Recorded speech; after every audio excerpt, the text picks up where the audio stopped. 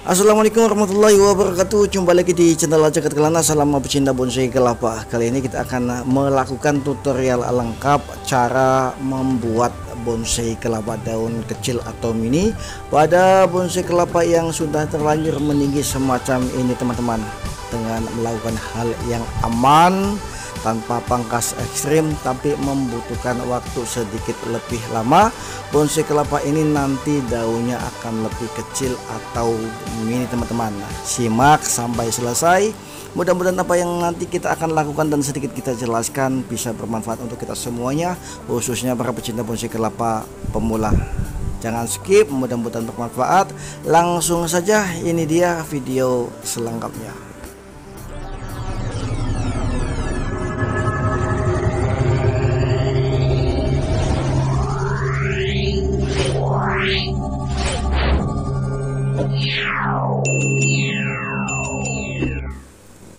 Oke teman-teman semuanya, seperti biasanya subscribe bagi yang belum subscribe. Ingat, subscribe itu gratis, teman-teman. Dan langsung saja kita fokus ke video ini. Ini dia penampilan bonsai kelapa hijau sebelum kita lakukan apapun ya teman-teman semuanya.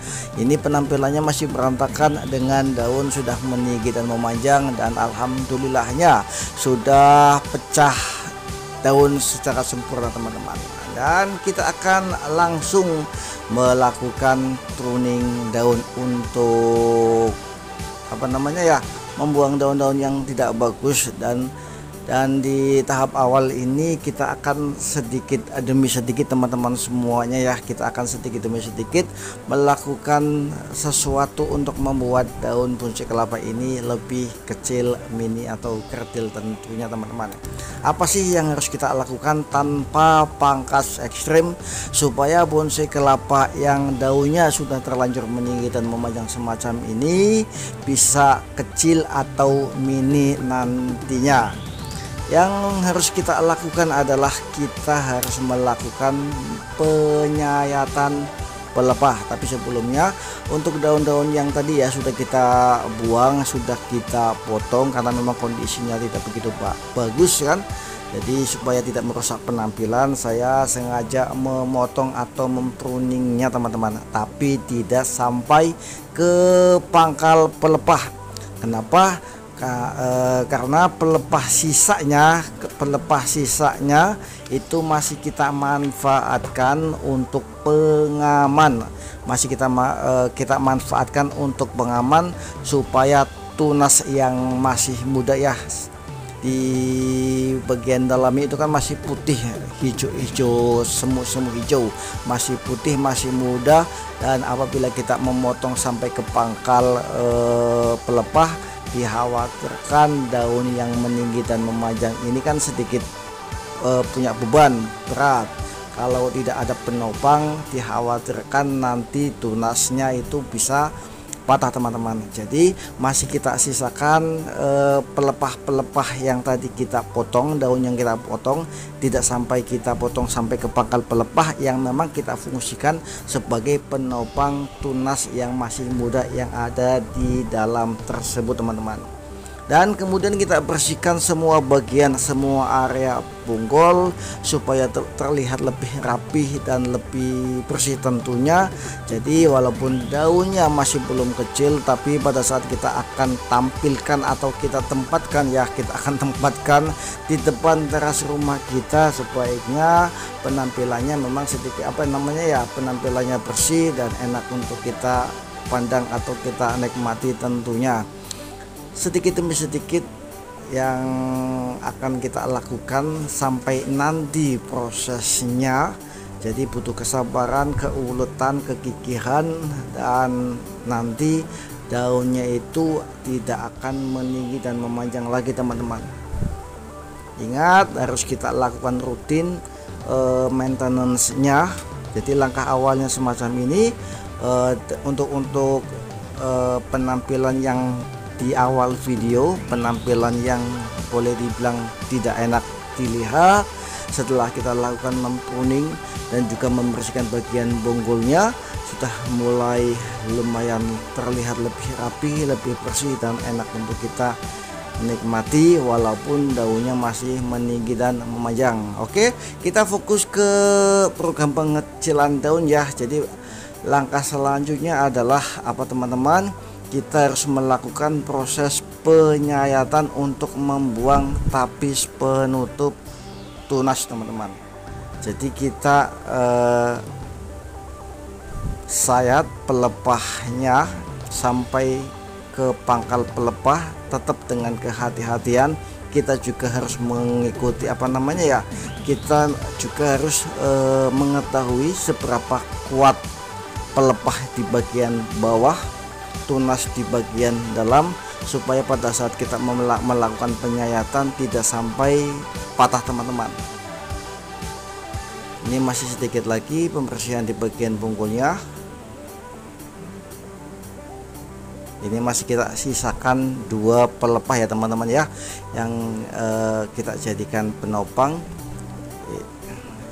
Itu sudah terlihat pelepah di bagian pangkal bonggol, itu di atas bonggol itu masih terlihat putih. Dan kalau kita potong pelepah yang tadi kita pruning daunnya, kalau sampai ke ke pangkal pelepah, itu akan terlihat lebih putih dan rentan sekali patah teman-teman.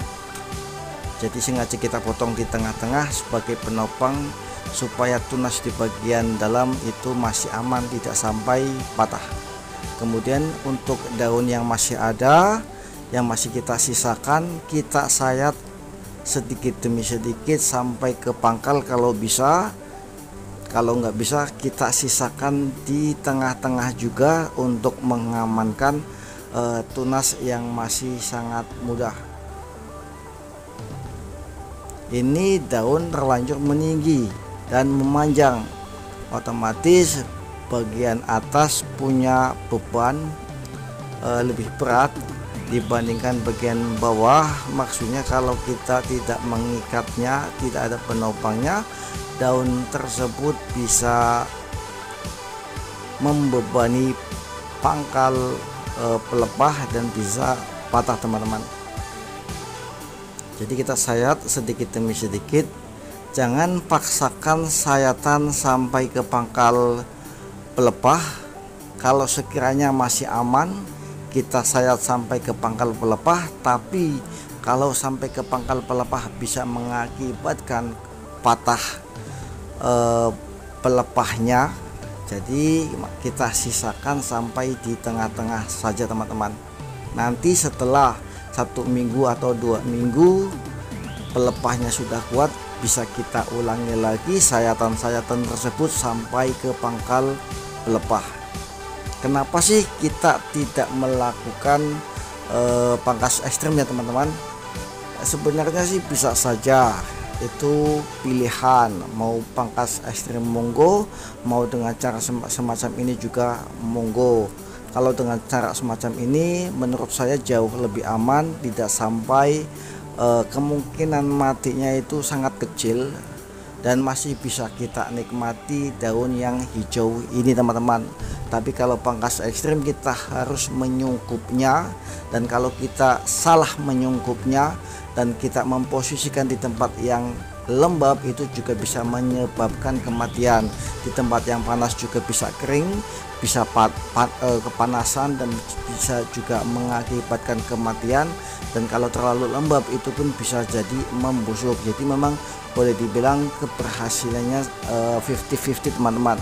Tapi kalau dengan sistem semacam ini, tetap kita pertahankan daun yang meninggi dan memanjang semacam ini, kemudian kita rutin maintenance setiap minggunya, kita sayat pelepahnya 1 demi 1 sampai nanti di tunas yang baru muncul ya, atau yang baru tumbuh itu kita sayat juga sedikit demi sedikit.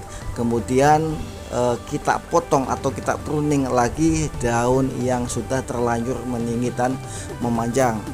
Begitu seterusnya teman-teman. Ini dia penampilannya setelah kita lakukan proses pruning daun dan juga pembersihan bonggol. Ini nanti seminggu atau 2 minggu lah kurang lebih, nanti kita akan maintenance lagi untuk membuat daun bonsai kelapa hijau ini mengecil dan tidak memanjang lagi teman-teman. Demikian, mudah-mudahan sedikit apa yang kita jelaskan, yang kita sampaikan, semoga bisa bermanfaat. Like, share, and subscribe masih sangat saya butuhkan untuk kesemangatan saya dalam membuat video-video selanjutnya. Kritikan, masukan, saran, dan lain sebagainya silahkan tulis di kolom komentar. Kita masing-masing sama-sama belajar. Apabila ada memang masukan, kritikan, silahkan tulis di kolom komentar. Mohon maaf apabila ada penyampaian yang salah, kata-kata yang salah, ataupun tindakan yang salah. Mohon maaf yang sebesar-besarnya.